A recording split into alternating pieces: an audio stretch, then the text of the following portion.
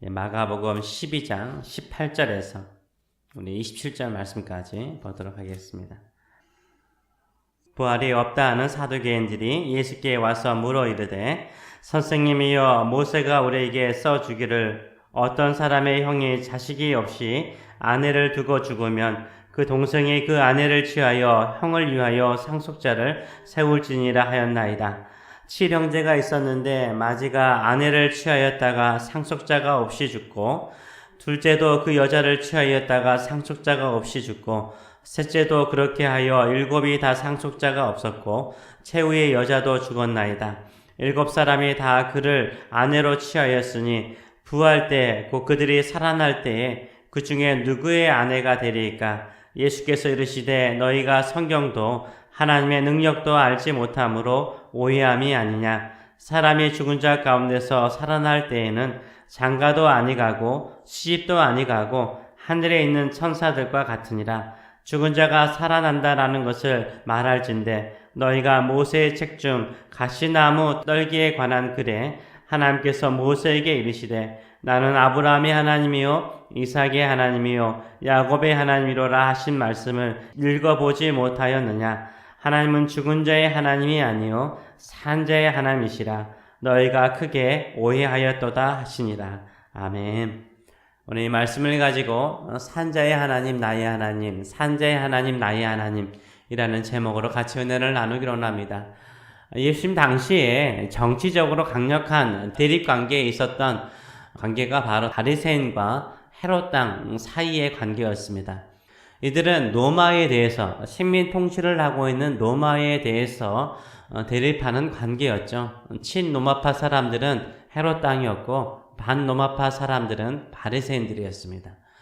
그렇다면 종교적으로 경쟁 관계에 대립 관계에 있던 분파가 있었습니다. 바로 바리새파와 사두개파였습니다. 사두개파는 소수였지만 제사장 가문 그리고 귀족들이 이 사두개파 사상을 많이 따랐습니다.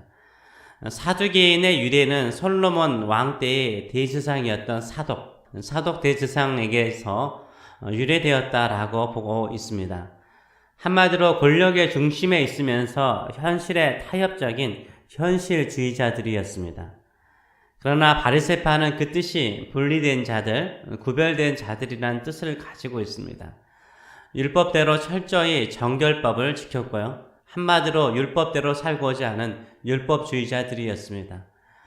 구성원으로 보자면은 사두개인들은 귀족들, 제사장들로서 그 사이의 기득권층이었습니다. 바리새인들은 평민 출신이 다수를 차지하였습니다.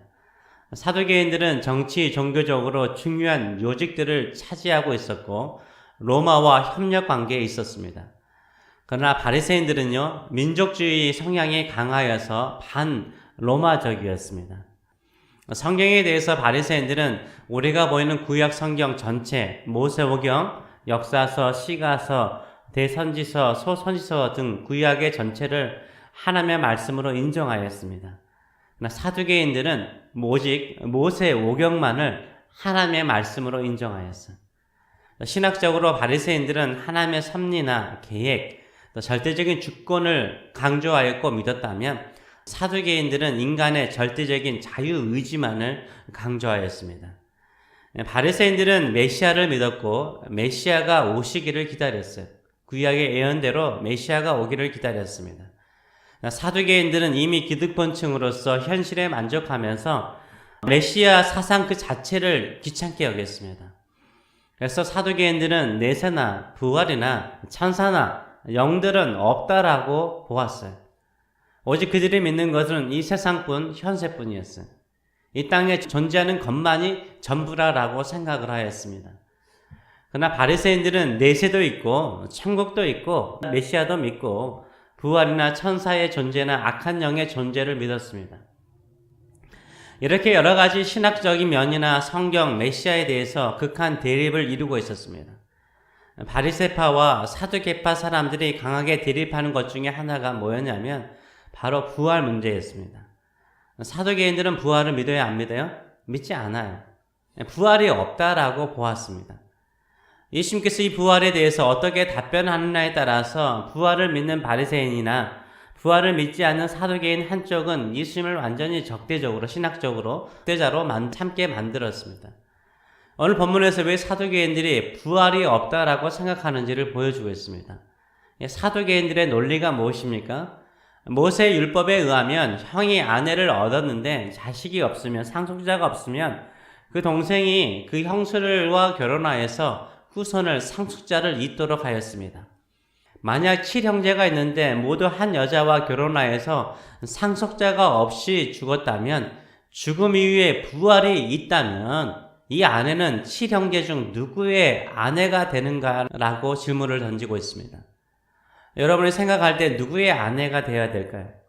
처음 결혼하여 함께 산 첫 번째 형제의 아내가 되어야 합니까? 아니면 마지막에 같이 살다가 죽은 7번째 형제의 아내가 되어야 합니까? 아니면 명의 형제들이 가위바위보 해서 이긴 형제의 아내가 되어야 합니까? 아니면 이 땅에 얼마나 오랫동안 이 부인과 함께 살았는가를 날짜를 계산해서 가장 오랫동안 산 형제의 아내가 되어야 합니까? 사두개인들이 생각할 때 도저히 답이 없었어요. 그래서 속 시원하게 이 세상으로 모든 인생이 끝나는 것이 부활이나 무슨 내세가 있어? 없어? 이렇게 결론을 내리고 부활이 없다라고 주장을 하였습니다. 이런 사두개인들의 깊은 고민과 의문에 대해서 예수님의 답변은 한마디로 무엇입니까? 한마디로 무엇이에요? 쓸데없는 생각하고 있다. 이것이 우리 주님의 답변이에요. 쓸데없는 소리하고 있다. 이것이 우리 주님의 답변이에요. 왜 이렇게 쓸데없는 소리, 쓸데없는 생각입니까? 이들은 하나님의 능력을 자신들의 수준 정도로 생각하기 때문인 거예요. 예수님은 무엇이라고 말씀하십니까? 24절부터 27절의 말씀을 보게 되면 예수께서 이르시되 너희가 성경도 하나님의 능력도 알지 못함으로 오해함이 아니냐. 사람이 죽은 자 가운데서 살아날 때에는 장가도 아니가고 시집도 아니가고 하늘에 있는 천사들과 같으니라. 죽은 자가 살아난다는 것을 말할진대 너희가 모세의 책 중에 가시나무 떨기에 관한 글에 하나님께서 모세에게 이르시되 나는 아브라함의 하나님이요 이삭의 하나님이요 야곱의 하나님이로라 하신 말씀을 읽어보지 못하였느냐. 하나님은 죽은 자의 하나님이 아니요 산 자의 하나님이시라. 너희가 크게 오해하였도다 라고 말씀하셔요. 누가 이런 쓸데없는 생각을 합니까? 성경도 잘 모르는 사람이 이런 생각을 하고 오해한다는 거예요. 누가 이런 쓸데없는 생각을 합니까? 하나님의 능력을 제대로 알지 못하는 사람이 이런 쓸데없는 소리와 생각을 한다는 거죠.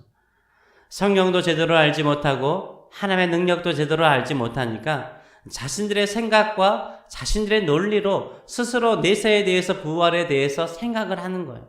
자기 수준의 생각을 하는 거예요. 자기 생각에 맞게 생각을 하는 거예요. 그리고 그 생각과 그 수준이 맞다라고 생각하는 거죠. 성경에 자신의 논리에 맞는 구절만 딱 뽑아서 그 근거로 삼는 거죠. 예수님은 부활에 대해서 뭐라고 말씀하십니까? 이 세상과 완전히 다른 세상이라는 거예요. 인간과 천사들이 사는 세상이 다른 것처럼 완전히 다른 세상이라고 말씀하세요. 완전히 다른 세상이니까 우리가 어떻게 다 알겠습니까? 사도 바울은 3층천에 올라가서 천국을 경험하였습니다. 그런데 이 3층천에 대해서요 자세히 설명을 하지 않아요. 왜요? 이 세상과 완전히 다른 세상이기 때문인 거예요. 언어로, 말로서 다 표현할 수 없기 때문인 거예요. 천국은 이 세상의 경험이나 상상을 가지고 상상할 수 있거나 이해할 수 있는 그런 세계가 아니에요. 전혀 다른 세상이에요. 그러면서 죽은 자가 살아난다는 말이 모세오경에 없다라고 주장하는 사두개인들에게 예수님은 또 모세오경을 또 언급하잖아요. 모세가 기록한 출애굽기 3장을 언급해요. 하나님께서 모세를 찾아오셔서 하나님, 당신을 어떻게 나타내십니까? 나는 내 조상의 하나님이니 아브라함의 하나님, 이삭의 하나님, 야곱의 하나님이니라 라고 말씀하세요. 예수님은 이 말씀이 바로 죽은 자의 하나님이 아니라 산 자의 하나님이심을 아주 분명하게 말씀하고 계신다라고 말씀하세요. 하나님은 산 자의 하나님이세요. 그럼 누가 산 자이죠? 아브라함이 육체적으로는 죽어있지만 살아있고요. 이삭이 살아있고 야곱이 살아있다라고 말씀하신 거예요. 비록 그들이 이 땅에 죽었지만, 육체적으로 죽었지만 영적으로는 살아있다라고 말씀하신 거예요. 그리고 더 나아가서는 그들에게도 영광의 부활이 있음을 아주 분명하게 말씀하신 거죠. 모세만을 절대적으로 믿는 사두개인들에게 모세의 이야기를 통해서 아주 강력하게 부활과 내세가 있음을 증거하십니다. 이로 인해서 감히 묻는 자가 없었어요. 하나님은요, 살아계신 하나님이세요. 하나님으로 영적으로 죽은 우리를 예수 그리스도로 말미암아 우리를 살리셨습니다. 이 땅에 죽더라도 우리 영혼은 영원히 살 것입니다. 예수님께서 재림하시는 그날 우리 모든 육체는 영광의 몸으로 부활시켜 주실 것입니다. 왜요? 하나님은 죽은 자의 하나님이 아니라 산 자의 하나님이시기 때문입니다. 아멘. 우리도 아브라함처럼 이삭처럼 야곱처럼 하나님의 은혜로 산 자가 되었습니다. 우리 하나님은 산 자의 하나님이십니다. 예수 그리스도를 믿는 사람은요, 산 자예요. 산 자예요. 하나님께서 우리를 살리셨고요, 우리의 모든 것에서 우리를 살리실 것입니다. 누구의 능력으로요? 하나님의 능력으로 살리실 거예요. 사두개인처럼 우리의 생각이나 우리의 경험에서 불가능하다고 생각하더라도 하나님께도 불가능하다라고 생각하면 안 되는 거예요. 하나님은 산자의 하나님이시요 살리시는 하나님이세요. 하나님의 능력은 우리를 충분히 살리고도 남은 능력을 가지고 계신 줄 믿습니다. 하나님 밖에 있으면 모든 것은 죽은 거예요. 우리가 하나님 안에 있으면 모든 것은 살아나는 줄 믿습니다. 왜? 하나님이 살아계시기 때문이에요. 우리는 누구를 믿습니까? 누구를 믿습니까? 산자의 하나님을 믿는 사람이에요. 우리는 모든 어려움이나 질병이나 고통에서 살리시는 하나님을 믿는 사람이에요. 우리는 반드시 살아납니다. 저는 이상하게 기도를 시작할 때마다 여러분도 우리 목사님이 저렇게 습관적으로 저렇게 항상 시작하시나라고 생각하는 분도 계실 거예요.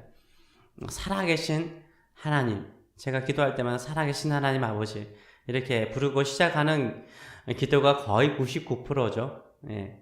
그래서 내가 너무 습관적으로 하는 것 같아서 다른 표현을 쓰고자 하는데 항상 제 입에 붙은 말이 살아계신 하나님 아버지예요. 하나님은 어제도 오늘도 내일도 살아계신 하나님이십니다. 우리의 모든 것을 살아있게 살리시는 전능하신 하나님이 우리 하나님이십니다. 이렇게 좋으신 하나님 아버지가 산자의 하나님이시죠. 우리가 예수 그리스도를 통해서 산자가 되었습니다. 우리 하나님이세요. 우리 생각이나 경험에 갇혀 계시지 아니하시고요. 우리가 이해할 수 없고 납득되지 않는 성경 구절만을 믿지 마시고요. 내 생각이나 경험을 뛰어넘는 하나님을 믿으시고요. 내가 이해할 수 없고 내가 납득할 수 없는 하나님의 말씀도 살아계신 하나님의 능력 안에서 가능함을 믿고 믿음으로 기도하시고 믿음으로 바라보시고 믿음으로 믿음의 길을 걸어가시는 저 여러분 되시길 축원합니다. 아멘. 기도하겠습니다. 살아계신 하나님 아버지, 우리도 사두개인처럼 우리의 수준에서 우리의 경험에서 하나님의 능력을 판단하고 하나님을 가두는 경우가 있습니다. 이런 어리석은 자리에서 우리가 살아날 수 있도록 인도하여 주시옵소서. 우리가 예수 그리스도로 말미암아 산자가 되었습니다. 우리가 믿는 하나님은 죽은 자의 하나님이 아니라 산자의 하나님이십니다. 오늘도 살아계셔서 우리의 모든 것들을 살리시는 우리 주님이신 줄 우리가 믿습니다. 하나님의 능력으로 살리실 줄 믿습니다. 그렇기 때문에 오늘도 산자의 하나님, 살아계신 하나님, 전능하신 하나님, 모든 것을 새롭게 바꾸시는 하나님만을 믿고 오늘도 그 믿음 안에 사는 자 될 수 있도록 인도하여 주시옵소서. 감사드리며 예수님의 이름으로 기도합나이다. 아멘.